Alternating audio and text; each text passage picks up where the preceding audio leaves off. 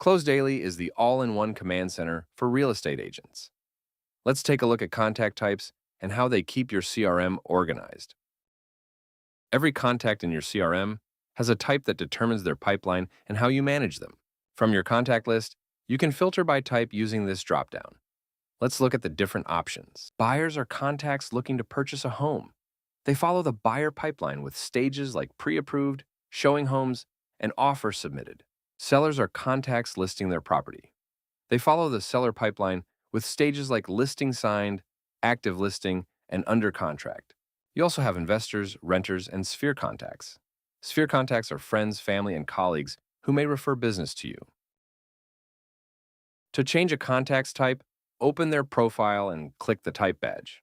Select a new type, and the pipeline stages will update automatically. Manage your contacts, track your pipeline, and close more deals with CloseDaily.